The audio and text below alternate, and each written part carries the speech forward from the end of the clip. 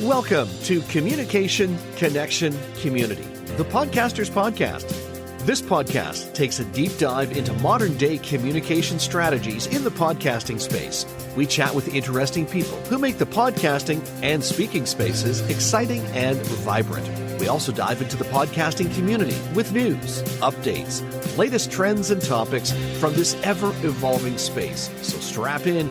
It's going to be one amazing ride. Let's dive into today's episode. And my guest today is Marilyn Jenkins. She's a digital marketing veteran with over 16 years of experience, the founder of MJ Media Group, LLC, and Law Marketing Zone. Her expertise lies in leveraging paid advertising and SEO, particularly for optimizing Google business profiles to propel business growth. Her recent published book, The Google Business Profile Training Guide, which is available, we'll make sure the link is posted, by the way, in the show notes later, delves into the intricacies of local search domination by maximizing Google business profiles. She is also a fellow podcaster and a podcast guest. Marilyn, welcome to the podcast. Thank you so much. I'm very excited to be here. I have to say, firstly, congratulations on taking the huge leap, maybe even a leap of faith in some ways, to joining the world of podcasting as a host. How does that feel so far? You know, it feels really good. I've gotten a really good response from asking people to be on the podcast. And yeah, I'm just excited. I just enjoyed being a guest, and it just made sense to take the step. And at the recording of this episode, it's the summer of 2024. You're getting started in this space. And as I said, congratulations. I know it's going to be a phenomenal place. And you'll just continue to meet some great people as you go. So absolutely. Certainly happy to have a conversation with you after today. But you know what? It's a really great place to be. We've met through a great platform as well called Podmatch, which, Alex Sanfilippo is a great guy, and he's got some great things set up here. We're going to talk today about something, though, that is something that I think a lot of business owners just really drop the ball on. And that's why you've made this, a huge part of what you do. The Google Business Profile and the importance behind it. So why is it so important that the Google Business Profile is something that we should sit up and take notice of? Well, first off, it's a free service provided by Google. And most of us might remember it, and a lot of people still call it Google My Business. Well, Google Business Profile is basically like the 8th iteration of Google Places. It seems like they rebrand it every time they add a bunch of new features to it. But this is one place where you can, for free, tell Google exactly what kind of search you want to be found for. And if you do it right and you get the engagement that Google wants, you can be in that map pack, right? There's always 3 in the map. So think about when you're a consumer, what do? You Google it, right? So you Google it on your phone. 50 to 80% of searches, according to Google, click on the map pack. So that's where you want to be. And that is your Google Business Profile. And let's face it, let's address maybe the elephant in the room. Google, even though it's a noun and a verb, it definitely is probably the most popular search engine for most individuals. Would you say that's true? That is true. That is statistically true. And then, of course, YouTube is the next one. Google. What an ingenious thing to have. Exactly. There's no monopoly or anything because there are others. But everyone says, even if you're not using Google as your search engine, people will say, Google it. Google that. Right. So it's clearly evident that it's very important to sit up and take notice of this. What are the most important aspects, though, of your Google Business Profile that maybe folks aren't aware of? Well, the most important is your name, address, and phone number needs to be consistent across your Google Business Profile, as well as your website and any other place you're listed online. I mean, the name has to be the actual legal name of your business. It can't be adding keywords to it or your city to it. They'll reduce your ranking for that. So that's most important. The second is choosing your categories. You can tell Google exactly what you do with your primary category and then the less important categories. So now they know where to show you when the searches come up. So those are the 2 biggest ones that you should do. What are some of the challenges that you're seeing that individuals have when it comes to having an effective Google Business Profile? What are some of the main things that come up for you time and time again? The biggest thing I'm finding is people set it up once, they don't completely set it up, and then they never go back. So they look at it as a place to store reviews, and then they never do anything with the reviews. So you have to think of Google as, I know this sounds weird, but as a social media platform. They want engagement and they want a good user experience. That's how they stay the number one search engine, right? So if you're consistently making sure that you reply to reviews, positive or negative, you add Q&A, you add services, any little thing that you can add, do something little every week, you're showing Google, look, I'm engaged. I'm interested. I want to make sure that the users that come through have a good experience. If you have less reviews than your competition and they're not engaged in their Google Business Profile, you can be, and most likely are going to be ahead of them on the map pack. So if I set this up years ago as Google My Business, am I now, if I haven't kept up to date, am I now out of date? Am I not getting the searches I want? Firstly, because Google has changed it, but then also because I'm not active in it. Am I getting searches still? How does that all work? You could be. It depends on your competition in the area. If you have a lot of reviews, but you don't do any updates, but then there's really no other competition around you, yeah, of course you're going to show up. But the thing is that you need to be doing something. If you haven't updated it since it was called Google My Business, that means your hours of operation might not be correct. That means you might have questions that people have asked that you didn't answer. So there's a lot of play, and there's a whole lot of different inputs now. You can add photos and videos of your team and introduction of yourself. Like we see in reviews, they can be photos and that sort of thing. So it's expanded on what you can do. So I would say you probably are being found in some searches, but probably not the ones you want to be in. Okay. All right. And reviews. I mean, it used to be under the Google My Business platform. It was all about reviews, all about reviews. Is that still where the money's at, so to speak, is reviews, or all of these other elements, pieces that we should definitely be sitting up and taking notice of? All of it is something you should be sitting up and taking notice of.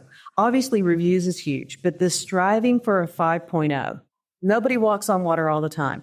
So most people think a 4.7, 4.8, 4.9 is fine.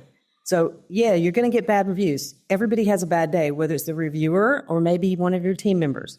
The key is to reply to every review professionally, address the problem. If it's an incorrect review, report it. So there's things that can be done, but yeah, your reviews are incredibly important, but making sure you give Google enough information about your business so it can bring you up in the searches that you want to be found for. Okay. And you're suggesting this should be something that I set some time aside every week to just check on it. How much time should I be spending with this? 10 minutes a week. Log in. I mean, and it's a very simple management platform, management portal behind your Google Business Profile. And the interesting thing is if you don't claim it, your competition can claim it and change the phone number to theirs. Oh, so interesting. But I suggest taking like 10 minutes a week and add a photo, add a service, add a question and answer, reply to a review, pick something. There's something, and they now even have posts. So if you write blog posts, put the blog post on your Google Business Profile. If it's keyword rich, it tells Google more about who you should be found when the search is made. These little things you're talking about, how much is this going to improve the traffic to my website? It would improve it greatly. Just as an example, traffic to website and phone calls, we had a client that we were working with. Suddenly, over the course of a couple of weeks, she's like, my phone stopped ringing.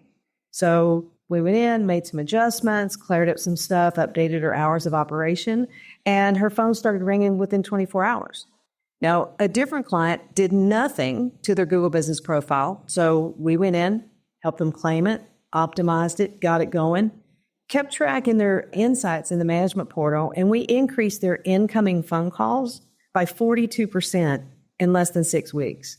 Now, how would it affect your business if you got 42% more phone calls? So that doesn't even count the direct, people, there's a directions button. How many people looked at the directions? And there's a website button. How many people clicked that? So your Insights tab will give you all the information on all the traffic you're getting.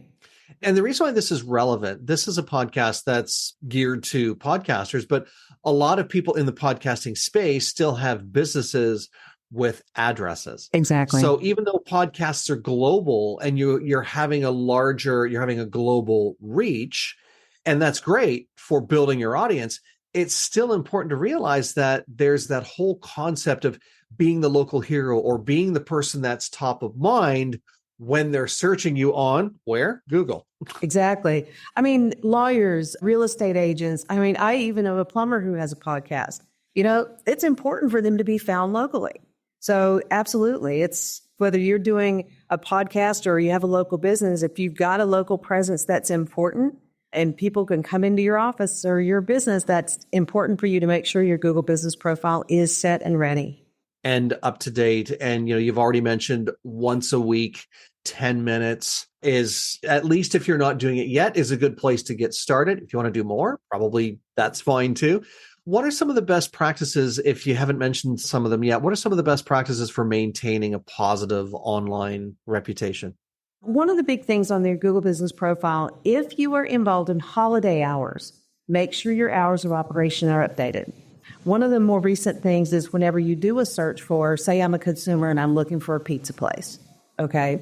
It will tell me on the listing, recently updated, and tell me what date you updated your hours.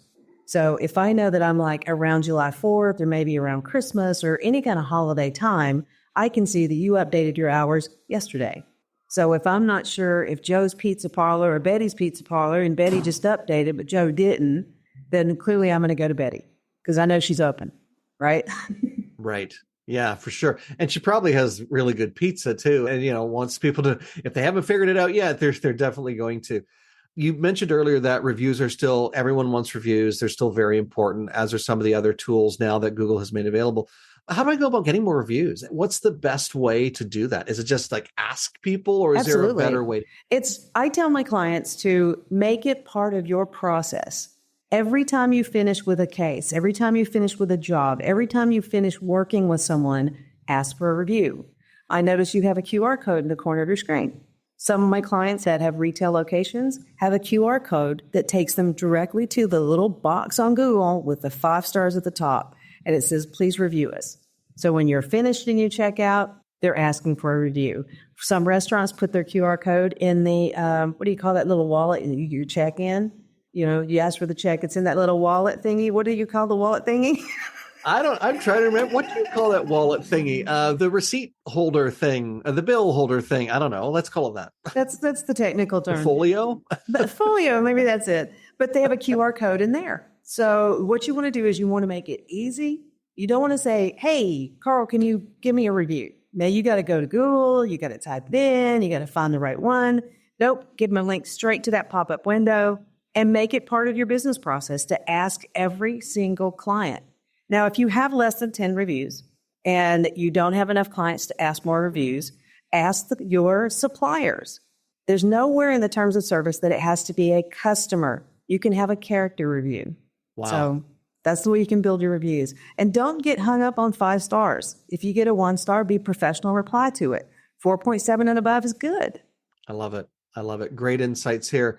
The book, the Google Business Profile Training Guide, we'll make sure we post the link for that and all of your other information in the show notes. Awesome. Anything you'd like to pass along to our listeners today of huge value to them that they can chew on? I think it's just really important to look at your overall online strategy, right? Okay, I'm a digital strategist. Look at overall. Don't get overwhelmed. Pick one thing and don't try to be an influencer unless that's what you want to be. But take one step at a time. How do you eat an elephant? One bite at a time. So try to do a little something every day or a little something every week. I love it. My guest today has been Marilyn Jenkins. Amazing. Congratulations once again on being in podcast space. Thank you. And looking forward to all of your success. And thank you once again for being my guest today. Absolutely. Thank you so much for having me. And thank you for joining us today. Special thanks to our producer and production lead, Dom Carrillo, our music guru, Nathan Simon, and the person who works the arms, all of our arms actually, my trusty assistant, Stephanie Gafour.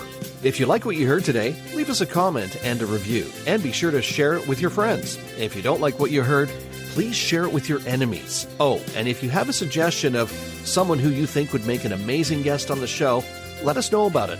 Drop us an email. Ask Carl at carlspeaks.ca. Don't forget to follow us on LinkedIn and Twitter as well. You'll find all those links in the show notes. And if you're ready to take the plunge and join the over 3 million people who have said yes to podcasting, let's have a conversation. We'll show you the simplest way to get into the podcasting space because after all, we're Podcast Solutions Made Simple. We'll catch you next time.